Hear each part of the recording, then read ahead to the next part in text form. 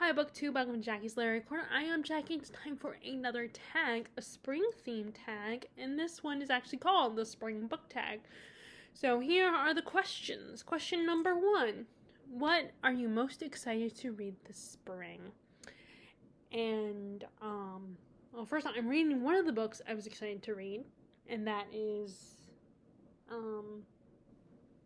was hoping it was here on my little coffee table, but The Secret Garden by Frances Hodgson Burnett. I'm reading that for the first time.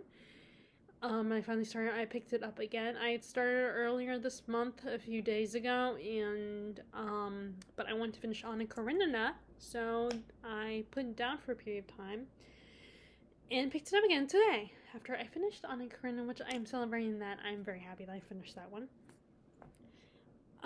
And the other one, I'm looking down here because this is where all my books are that I want to talk about in this video. So another book I am excited to read this year for the first time is Anne of Green Gables by L.M. Montgomery. I've never read this. I love the miniseries from back in the early 90s.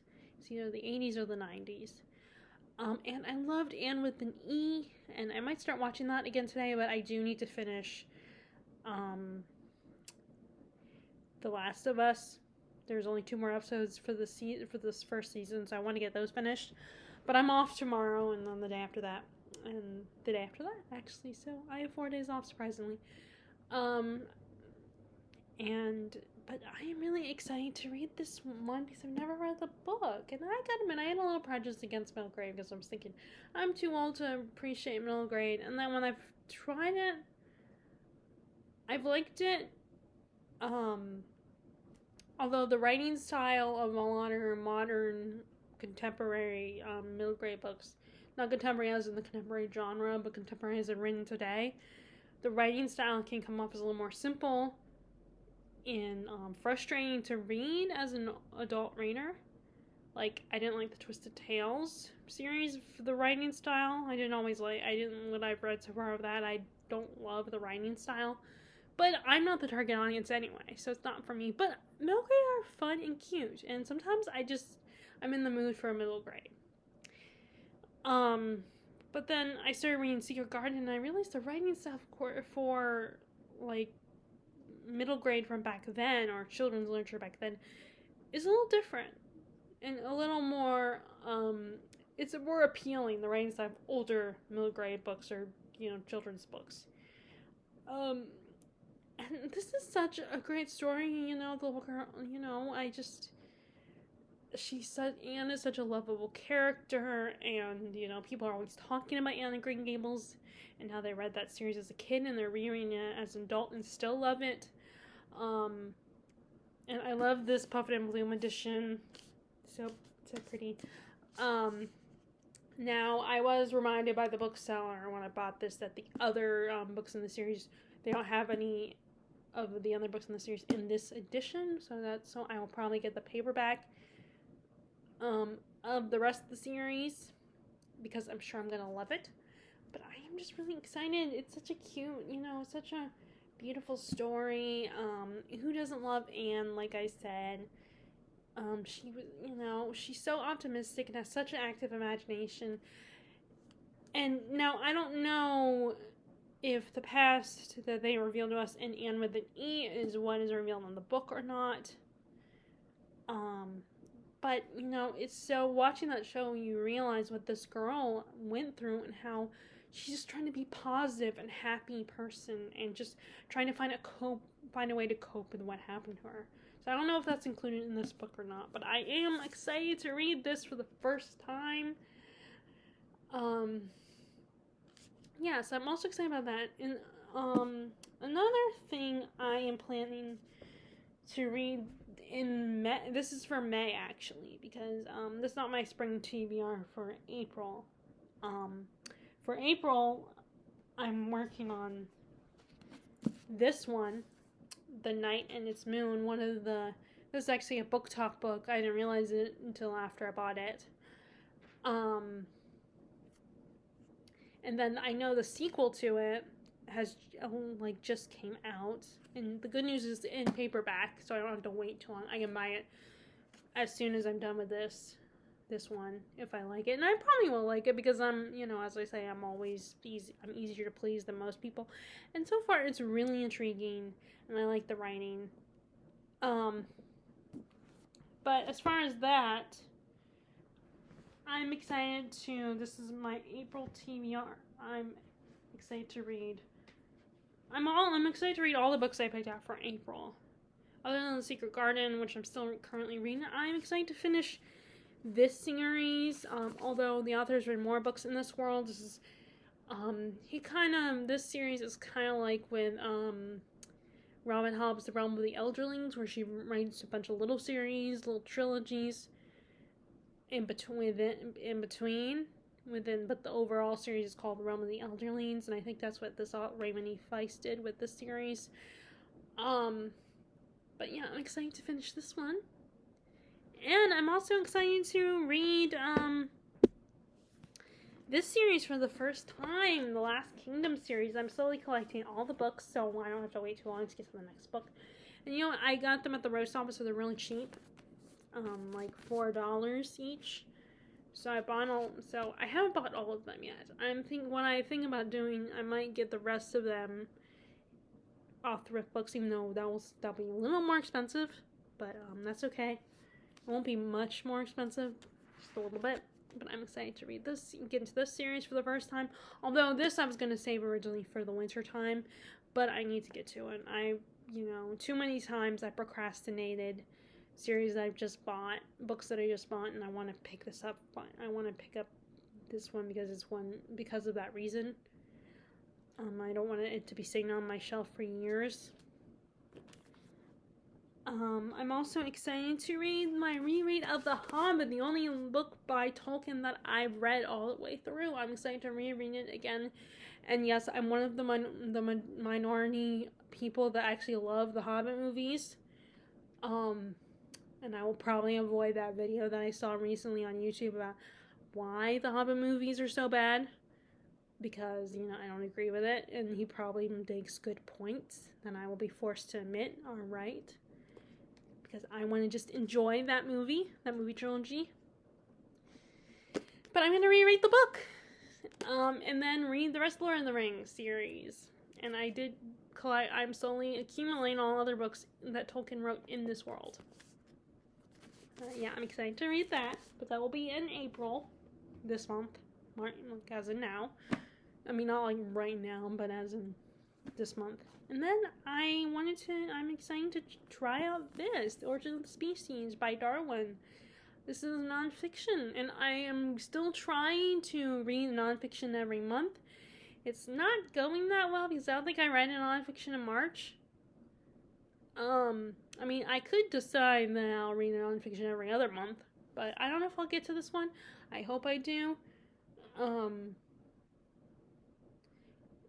But I'm also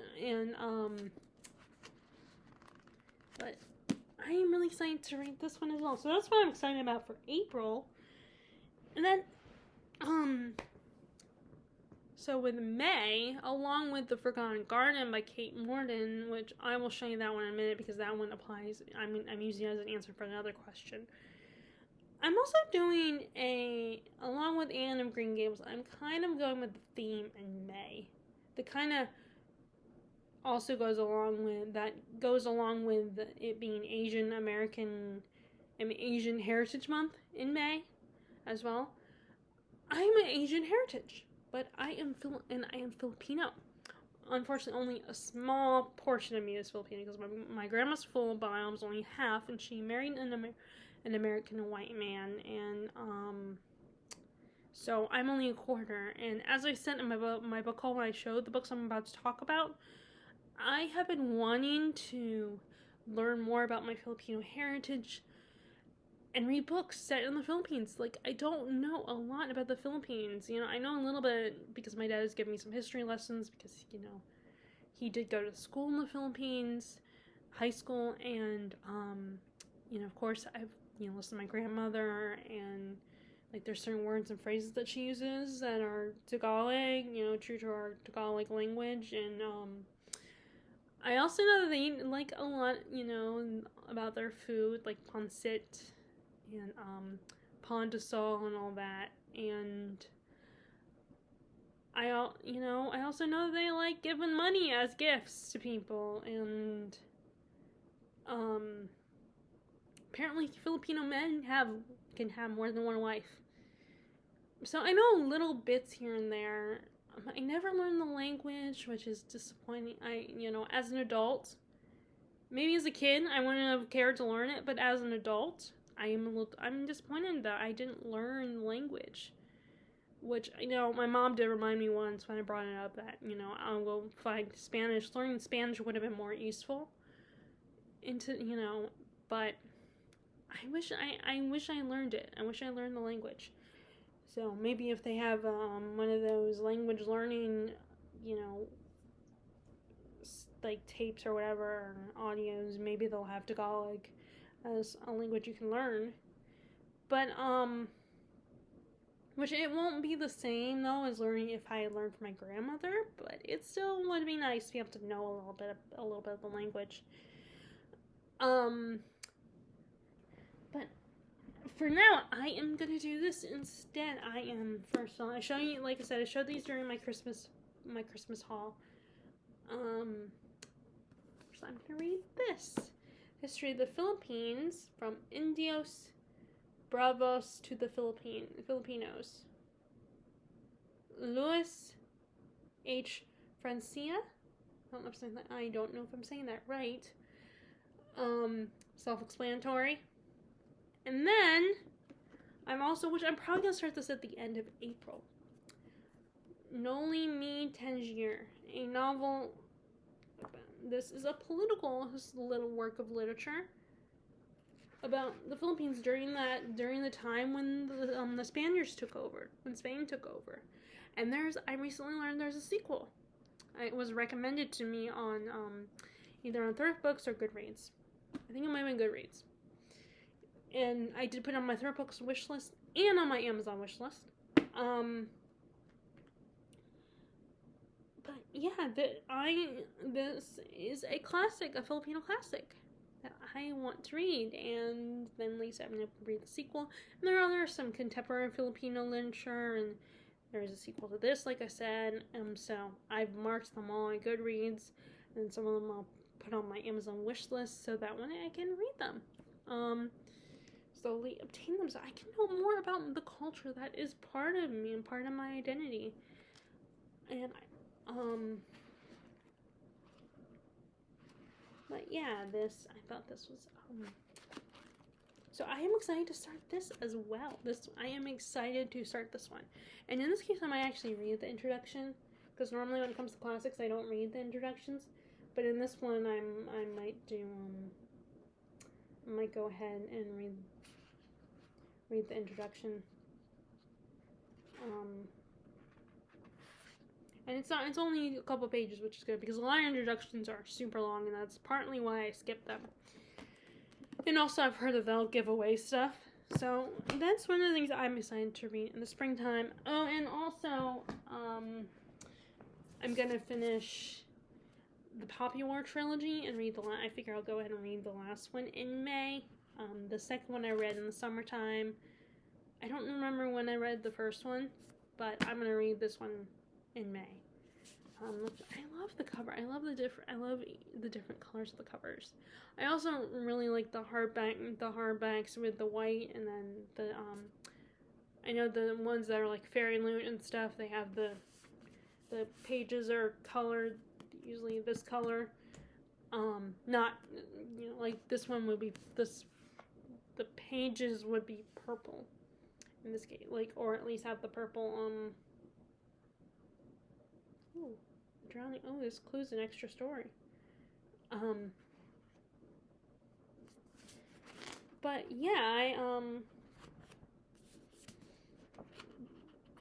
I like how each cover is a different color. It has like the smoke on it that is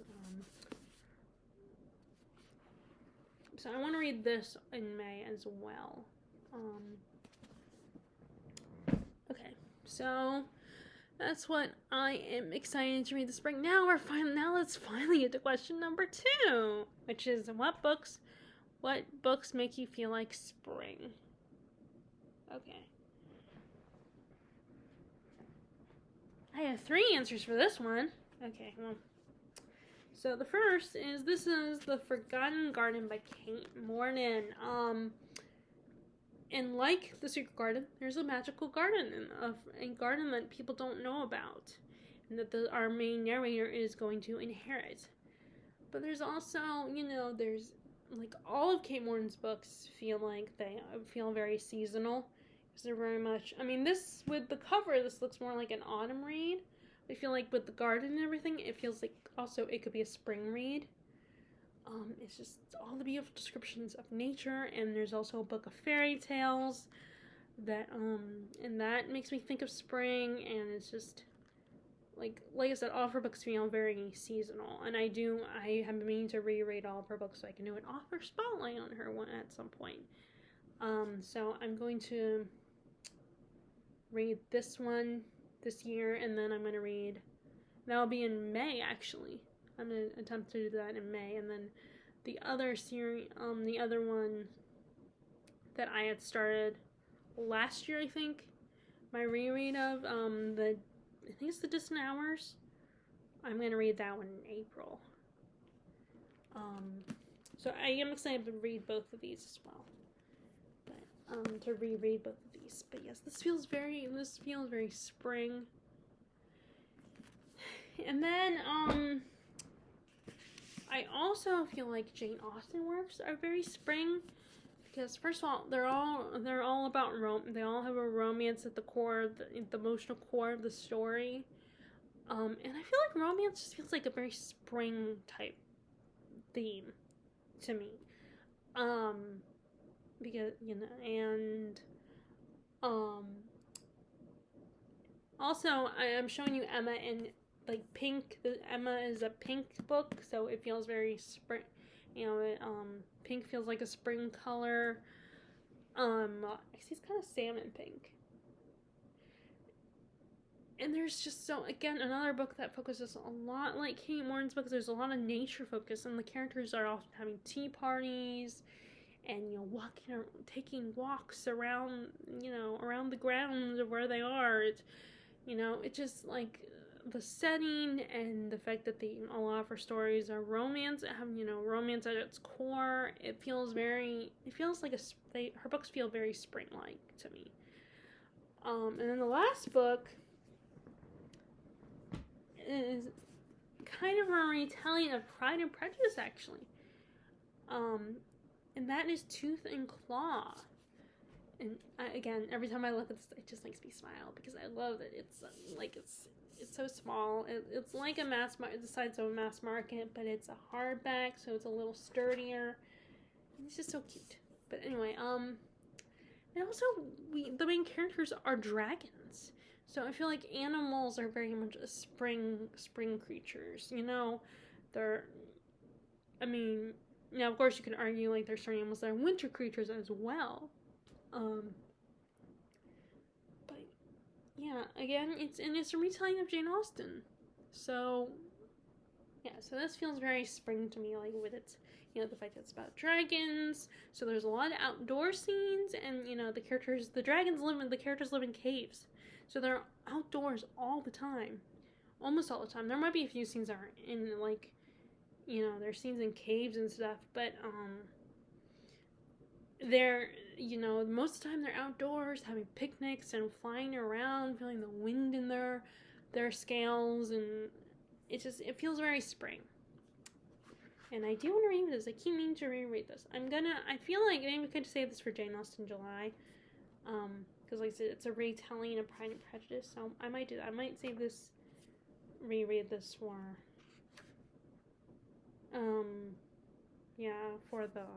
for Jane Austen July. Okay, so now we're on to question number 3. Days are becoming longer. So this question, so I didn't get the questions, the video I watched to get these questions she didn't have the questions in the description box. So I don't know what the exact phrasing in the questions were. She kind of paraphrased them in her video. And so I don't know if I wasn't sure if this question, because I wasn't 100% paying attention because I was kind of doing other stuff at the same time. And actually, I was watching something at the same time because I've gotten to the bad habit of watching TV while I'm watching YouTube. Although a lot of times I'll end up paying attention to, YouTube more than, whatever's on TV. That's why I try to make sure I'm watching something I watch more than once. But so I don't know if this question was asking what books were on the longest books that you've read, which is what I originally put, but then I thought maybe it's asking for the longest books on your TBR, like the books you want to read. So I picked both. And I have a lot of books to answer, a lot of books for the answers to this question. Okay, so first I'm going to answer, so days are becoming longer. What's the longest book you've read? And I wasn't sure what the answer was, and I was being lazy and didn't feel like going through each of the long books I've read and checked out the number of pages. So I just picked out the longest books. This was one I just added, and that was Middlemarch by George Eliot. This is quite a chunker. And like Anna Karenina, it's kind of more like about life and the day-to-day lives of these characters and their marriages, but also there's the reform bill is happening at the same time, and all these characters are discussing it. So actually, this is a really, you could compare this to Anna Karenina because it does a similar thing, where it's like characters are going through their day-to-day lives and getting married and making choices about their marriages. Although this one has a little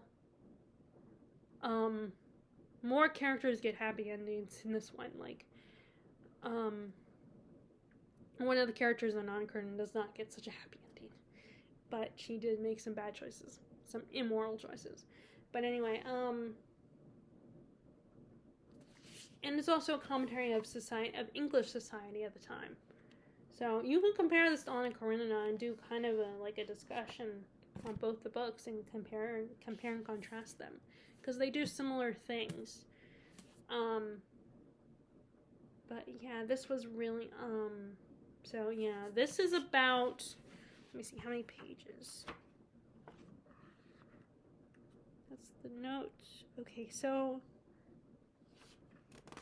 it's really not as long as I thought. It's really not that. It's like Anna Karenina is longer than this one because Anna Karenina is like in the 900 page mark, and this is in the notes. I'm looking at the notes section, and it's 852 pages.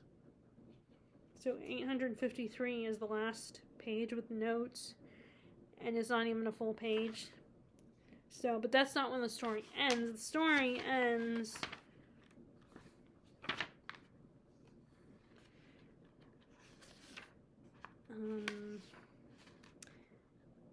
so the story ends 837. So it's really not that, it's not that long. Like, if I read Anna Karenina, I just finished reading Anna Karenina. It's like I can. So this one is, at least my edition is shorter than that book. So yeah, so this is 837 pages, or 838 actually. Yeah, because the note section begins on page 839. So 838 is when the story ends. In this edition, I love these cloth bounds. I know that people say that they're hard to read because they fade and stuff, but I don't care. Like, especially because it's not like I'm reading these ones that on a regular basis. So okay, so next, I know this one is definitely longer than Middlemarch. This one I finished a couple years ago in 2020. I think I might have finished it. And this is one that I was I ended up listening to an audiobook instead. Because it was taking me so long to read it, so I finally was like, I need to finally be able to not say I read this book, so I ended up listening to an audiobook. I bought the audiobook version.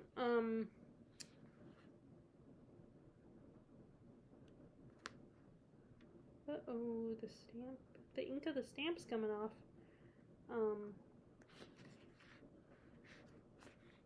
But I do want to reread this one. So, I know this isn't the 1,000-page mark. Okay, so that's the notes. Okay.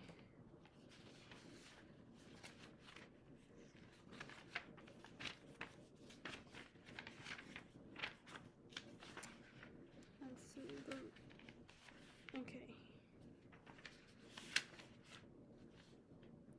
Okay, 1,095 pages.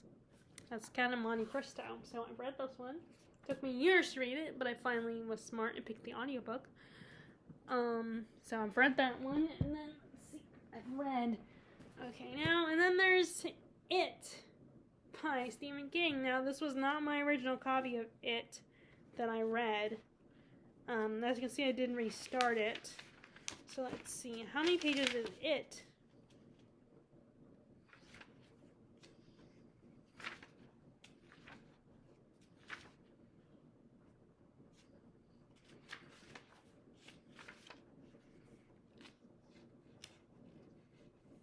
That's the acknowledgements page.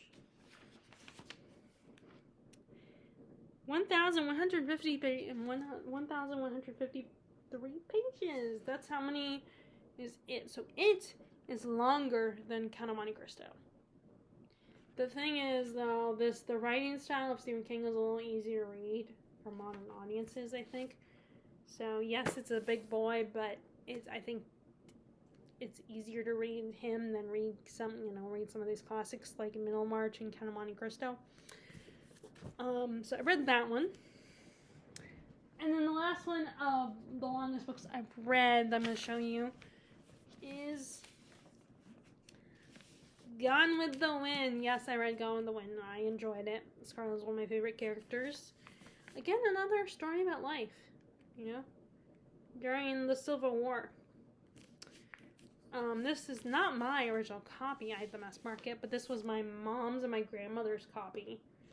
I also have a copy of Scarlett in this version, although it's a little less falling apart. It's a little more, it's a little more intact. Which I cannot believe my mom. I wonder if my mom ever actually read the whole thing. Oh, it's only $6.95. But it says, "To my daughter Elizabeth, from your mother." I've seen that, from your mother, that phrase. So yeah, that's another reason why, this is why I feel like, why I'm hesitant to, why I might make an exception and keep, this is one of the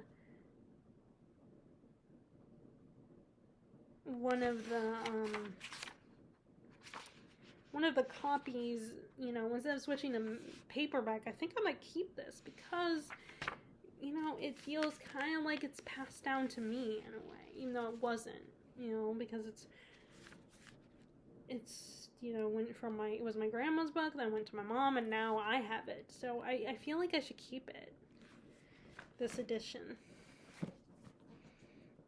Even though, it's, the dust jacket is, clearly ripped. So this one has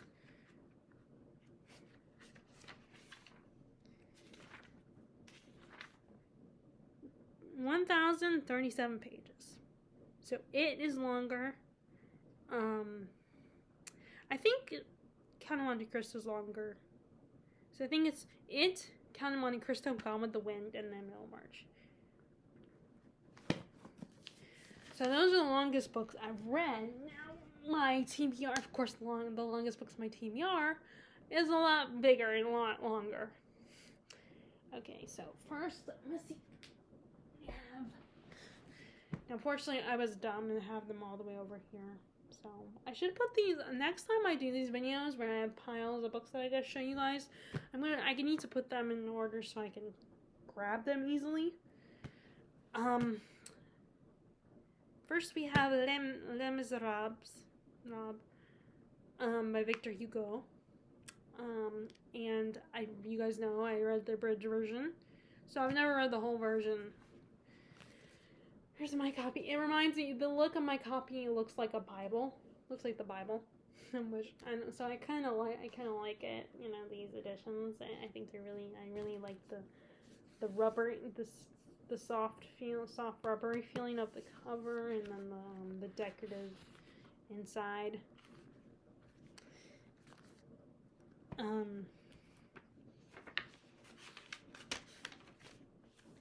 So this one has.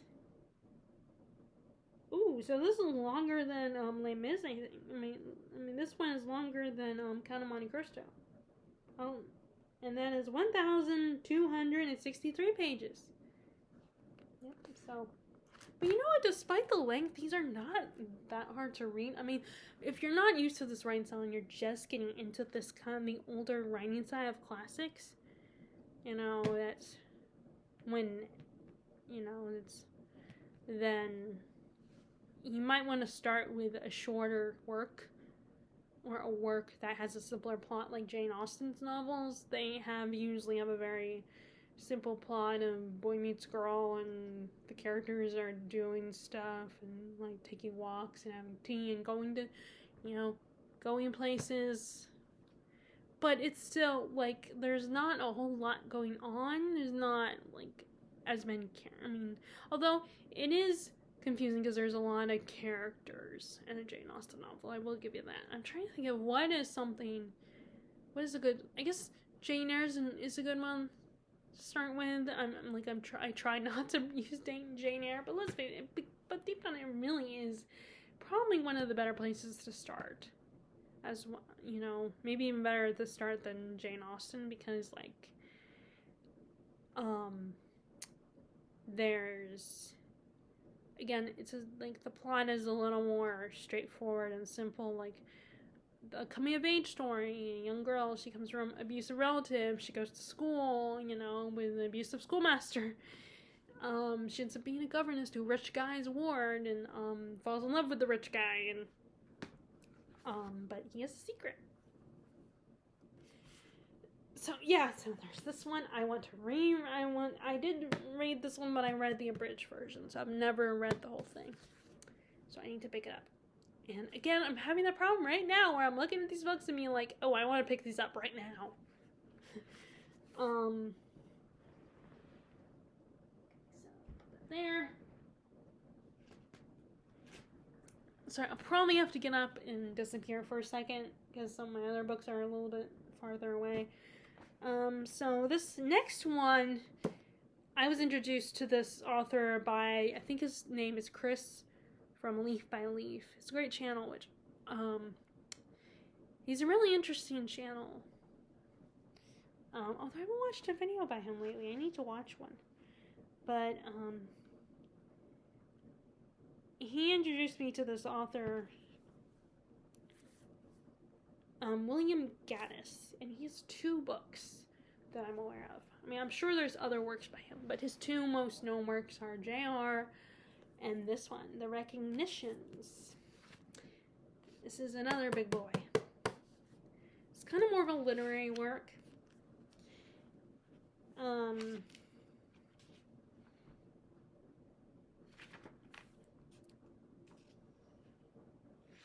And actually, now that I think about it, I'm like, actually, it in Count of Monte Cristo, and what was the other one I picked up? And Les Mis are longer than this one. This is probably as long, probably around the same number of pages as Anna Karenina.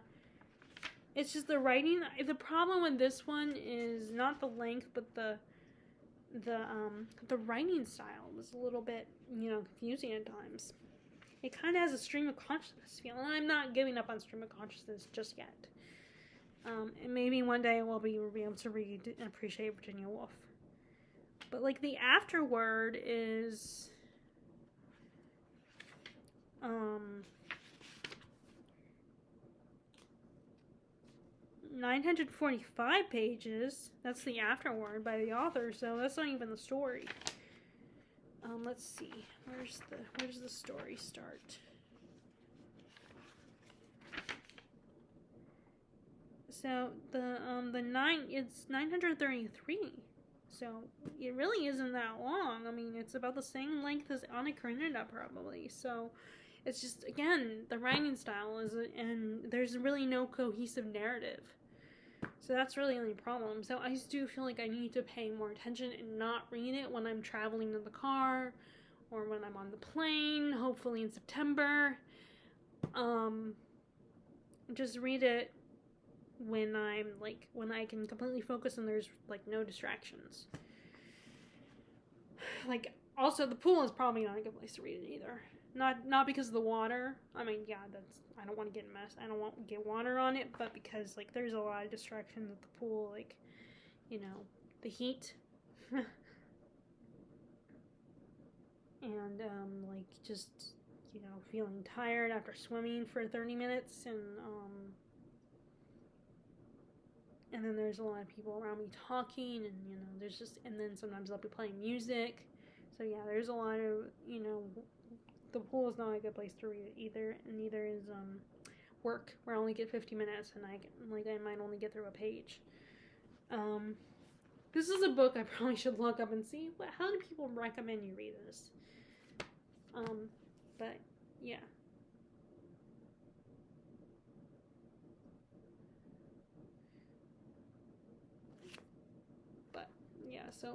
So yeah, this is really not that long. It's just the narrative structure is a little intimidating. But there is also Ulysses that I'm going to read too, which I should have brought that book out because that's a pretty long book too. Totally forgot to grab that one. So that is the recognitions. Okay.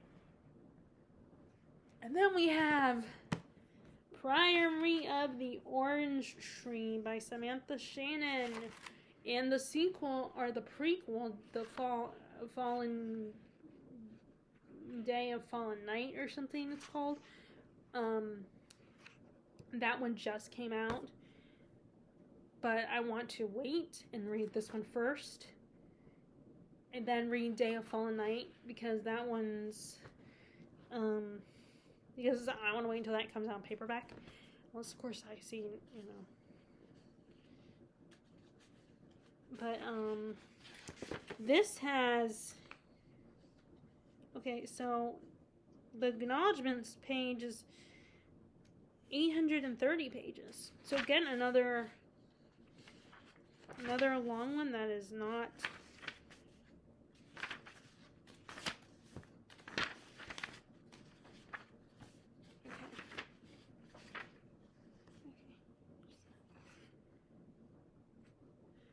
Okay, yeah, 804 pages. So this is really not that long. This is right on the cusp of Mammoth, as far as length goes. So I could have read this in March, for March of the Mammoths. Okay, so yeah, that is not that long either. Okay.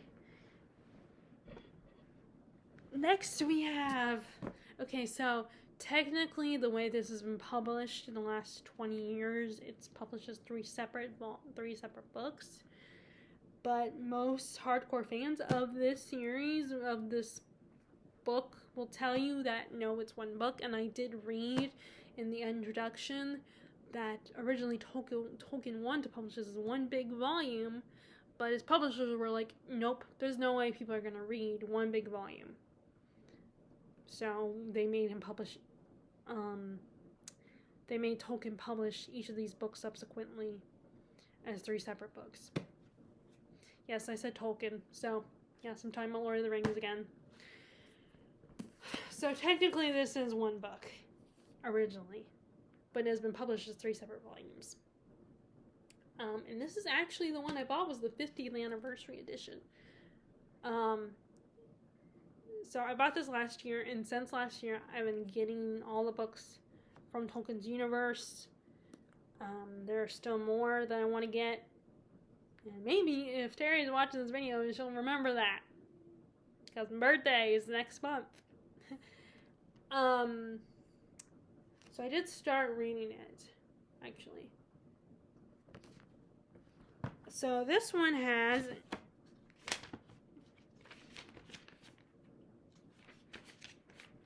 And all the maps are in the back, apparently.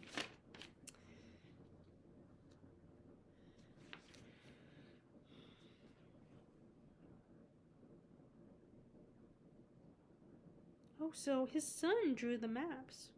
Okay, so here's all the...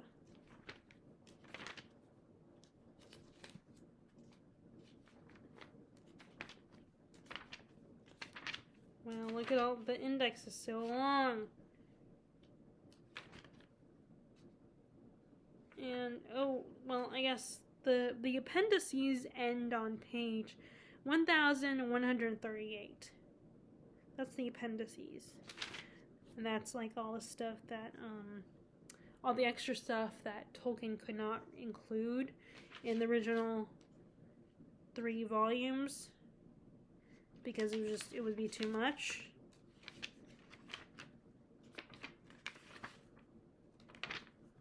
Okay, here's the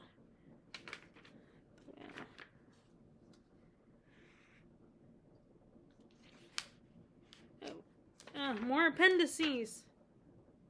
Didn't think about how long the appendices were. Okay, so the original story, not including the appendices, ends on 1078. So this might be the longest one. I should put all these books in order, stack them, and take a picture and write all the ones I've read. I would love to. I would feel self-conscious about it, but I would love to.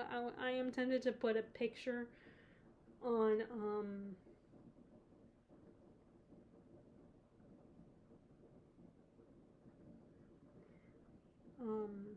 it's like stack my books of the tomes I've read and then the ones that I haven't read. But just for fun, put that on Instagram. But yeah. Okay, now I'm not done yet. There's plenty more ones I have not read. So I went ahead and included this as well because I'm currently reading this. I will be picking up soon, and that is Dombey and Son by Charles Dickens. This is the Dickens I chose to read. Now, I probably could have put Bleak House in the ones I've read. I totally forgot. Bleak House is another one that I read, and it's pretty long as well. I don't know how long, but it would be one of the longest books that I've read. Not the longest necessarily, but I have read it.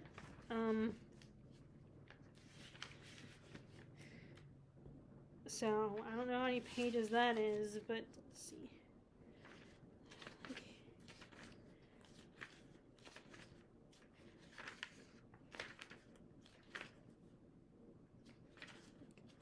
Let's see. God, these older books have so many notes. I mean, I think it's because these are, special editions. Oh my god, this actually has appendices too. Okay, so the actual story officially ends on page 948.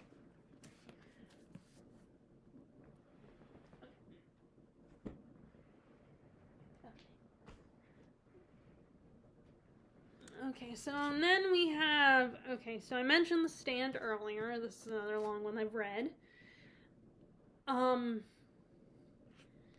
this has about...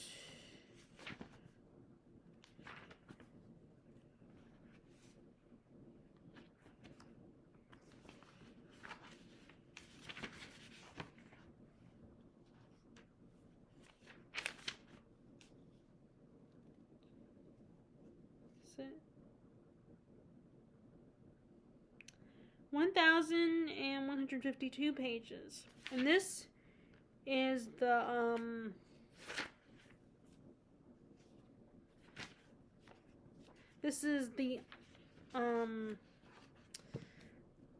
the complete and uncut edition. So the original published work was not as long as this one. This has all the stuff that his publisher told him to take out, which is funny because nowadays he'll, they won't have him take out anything. It feels like, or a lot of people, feel that way. And a lot of people feel like Stephen King could have cut his books down. But yeah, this is one where there was actually stuff taken out, and now they have an uncut edition. Which, you know what, I'm wondering now that I think about it, maybe because this edition probably sold really well, so the uncut edition, so maybe his publishers are like, well, the uncut edition sold better than the original, so we're not gonna have them cut out things. But yeah, so there's that one. So that was pretty long. Okay, this is where I need to get up for a second. I'll be right back.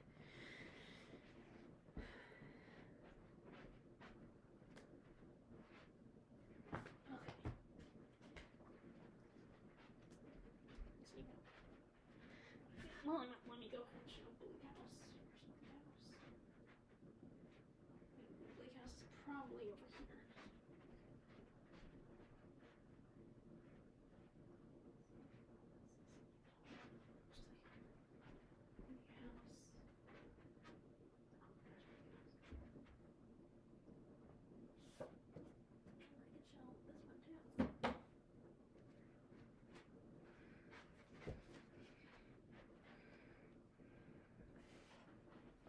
Okay, I'm back. So I figured I also may as well show you the other Dickens books while I was up. So this is my copy of Bleak House. Again, cloth bound. I have quite a few of these now. Not a lot, but... Okay, Bleak House. This edition of Bleak House, I do not know why publishers put so many extra pages. Okay, this is again, we're looking in the notes, skipping the notes. Well, because I don't read the notes pages. Oh, and this one has appendices too. Of course it does. A lot of these authors include appendices. I guess maybe it's giving credit where credit's due. I don't know. Or maybe helping.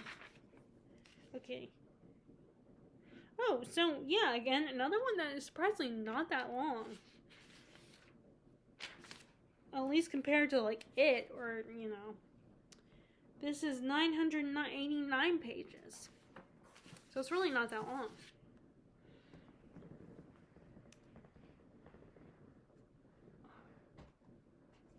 Okay, and then we have David Copperfield. This is the Arcturus edition. I mean, I'm tempted to get another edition of this one at some point. Oh, so Bleak House is longer than this one, because this is only 765 pages. Yeah. Okay. Let me just go ahead and put these over here. Okay, so now we have a nonfiction, actually. This is the history of the decline and fall of the Roman Empire. I've been wanting to read this one, and this is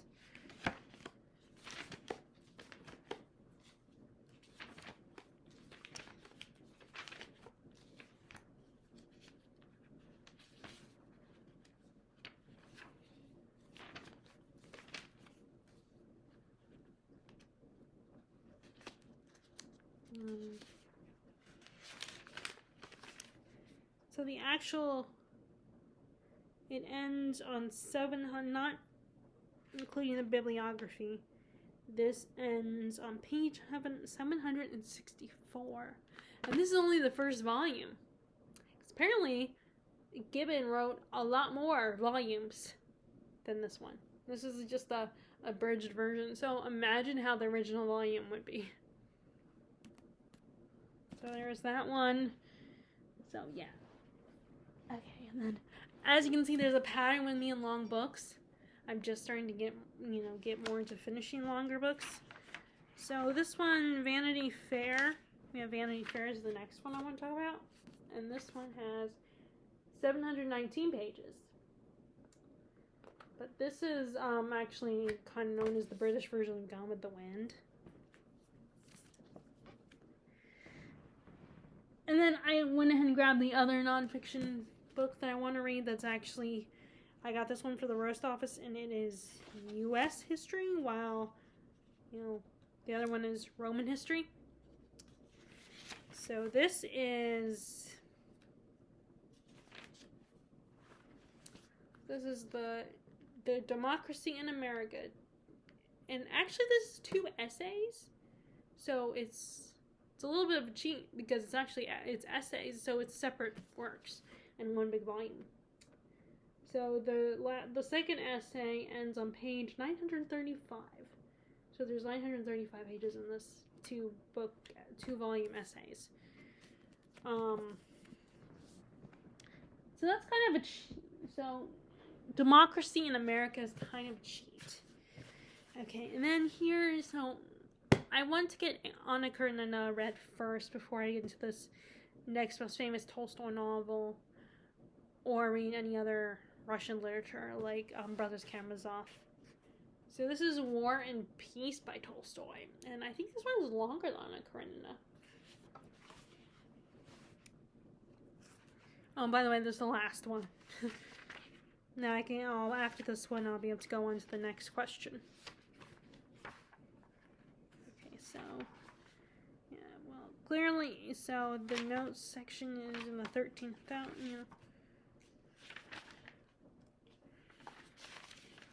Okay, so these are the maps, for the notes. Okay, here's the actual story.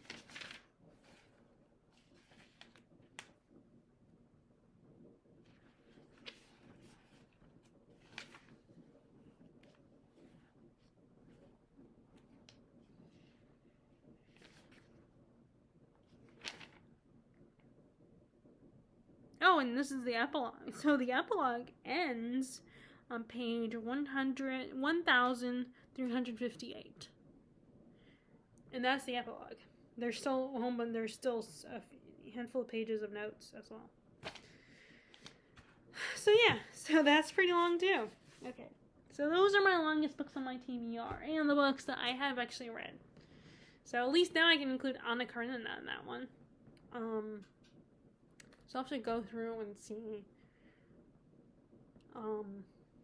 Okay, now we can finally go to the next question. Question number 5. And it's a few months into the year. Oh, wait, no. Days are getting... So, actually, no, question number 4.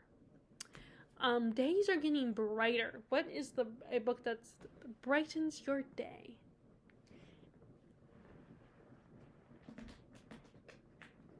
And that is, I picked Erin Morganson's sophomore novel, The Starless Sea. And I love this book. First, our main character is going on an adventure, and he's trying to find this beautiful starless sea, and it's just a warm and whimsical story. It's a little more meandering than the Night. It's very much more meandering story than the Night Circus. There's so many magical things are going on. I admit it probably can be confusing, but it's one of those stories that you just gotta go with the flow and ride the ride. It's just so cozy and fun, and like the idea of just everybody has a story to be told, and it was such a comfort, and I want to reread it again soon. And the love story between Zachary and the other character, and I love that I could take out the dust jacket and have this, because the reason why I keep my dust jackets on in my books is most cases, especially older books, they don't have anything. Okay, I don't want to take it off right now. They don't have anything on the dust jacket, or if they do, it's a small little image that you can't see. You can barely see. So I love it when authors put stuff on the naked hardback. Like on Lee Berdugo's, I shouldn't say authors, I should say publishers put stuff on the naked hardback. Like on in Rule of Wolves and King of Scars, there's a similar gold image on them. But yeah, I love this. It's just such a warm, cozy book, and it's so fun. And I love the love story between Zach and Dorian. It's so sweet, and I just love this. And I love the world of the Starless Sea, the world where the Starless Sea is, and I just love this. This is just such a warm, cozy book. But yeah, so there's that. That's a book that brightens my day. Okay, now we are on question 5, and this is one where so my original plan was to do this tag and then do a separate video where I give you an update of what's going on with my reading right now. But basically, these answers kind of fulfill these questions. And I do have another book tag that also kind of does that. And so I'm just going to do this. I'm just going to do this, and then I'm going to film another video that's the other tag, the quarter crisis tag, which I feel like I could do that every quarter. Except for maybe the last quarter. I don't know if I could do it then, because I don't think it would make sense, because like it's the end of the quarter, the end of the year. So it's like, is there a point to doing the tag, doing the quarter crisis tag at the end of the year too, in the last quarter?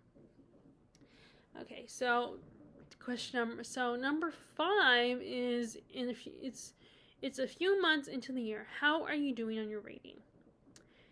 And I feel very good about my reading. I am doing very well. I have read a lot of tomes. I have read like at least 2 or 3 tomes. I just finished Anna Karenina, read The Physician, and I've read Ruin of Kings, I'm very happy about that. And I've read some nonfiction as well. I feel very happy about that. And so I feel like my goals are being accomplished slowly but surely, and I'm going to stay confident. And I feel like I've had a variety of books. Like, yeah, there's still a heavy focus on the fantasy, but that's just what I love reading. It's my favorite genre. So, but I still, I'm still going to try to, read other genres and explore other genres. But I always feel good when I finish a book. Like, especially when I've been reading a long time. I mean, like I said, sometimes I get, especially if it's one that I've been reading for years, I do get this feeling of shock that I'm finally done with the book. That's probably a better explanation than saying I get twitchy. Because I just have this jerk kind of thing that I do once I finish it, and I get restless when I know I'm getting really close to the end, like I start moving my leg or something. Because when I know that I'm getting close to the end, I'm just anticipating my phone. I'm gonna get a ding from my phone, or I'm gonna be called downstairs or something. But so yeah, I feel really good so far about my reading. And so the last question is, what plans do I have to going forward? Like I said, I kind of shared what I planned for May. I'm just going to continue trying to get through finish some series. I want to make sure for once I would love to participate in Nonfiction November. I'm going to do Jane Austen July again this year, except for I don't have any new Jane Austen to read unless I buy her Juvenilia. Some of her Juvenilia, like Sandition or something. I mean, I could get that when that happens, when the time comes, which... Oh, well, actually, that trip is after Jane Austen July. So I was going to say, there's I will be going to London later on this year, hopefully. But that, I think, will be the day that my dad chose will be after July. So, but I think that would be cool if I could buy an actual Jane Austen works from England, from London. That would be really cool to be able to say. And I'm hoping that we'll be able to find a way to go to Bath.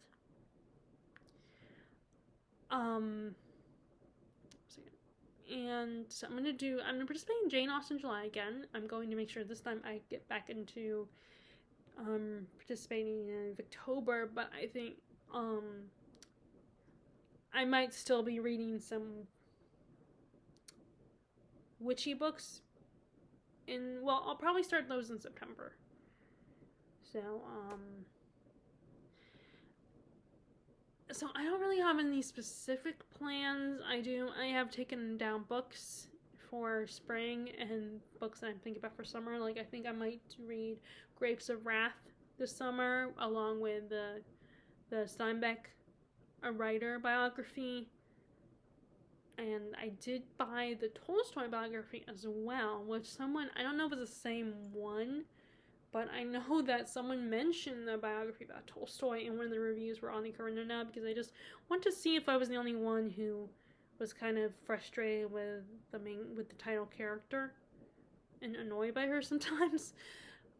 So I was reading other people's reviews, including mostly the ones where people did not like Anna Karenina, and to see if they would agree with me that Anna is a kind of a frustrating title character.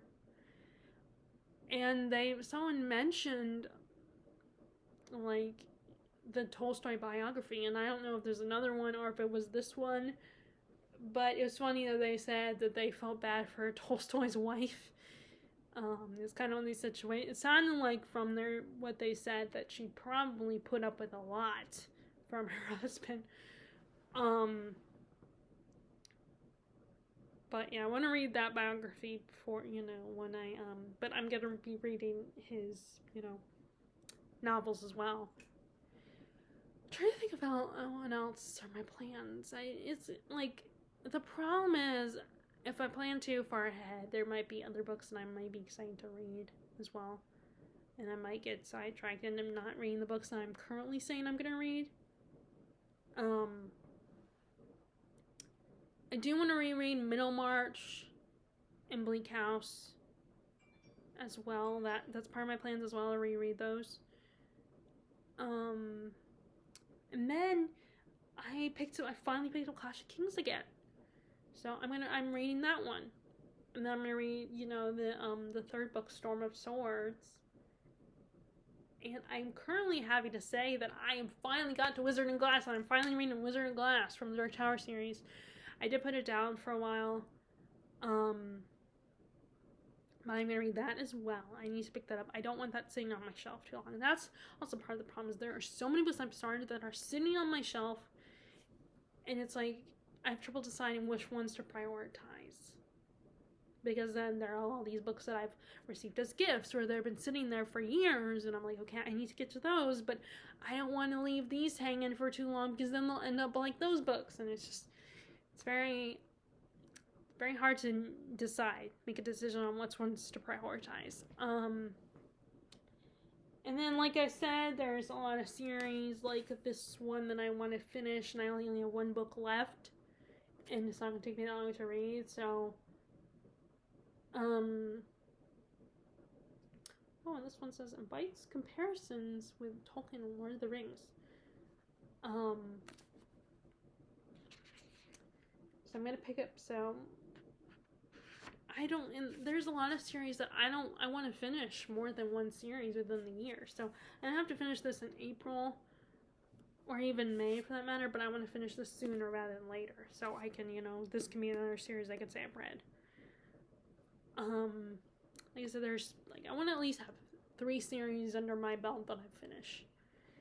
And so this one, and then that's why in May I'm going to read The Burning God, because I want to say that I finished that one as well. So those are kind of my plans for this year. And it kind of, like I said, it's going on. It's, when it says going forward, since it doesn't say specifically spring, maybe it was specifically spring plans, but I did not just talk about my spring plans. I mentioned my other plans for the rest of the year. So, if you guys like this video, be sure to give it a thumbs up. Click subscribe if you haven't already. Click the bell notification below if you want to be notified about my latest videos. If you're interested, this is a fun tag. Please feel free to do this tag. Consider yourself tagged to do it. And I hope you're enjoying your reading, and I will talk to you all later. All right. Bye.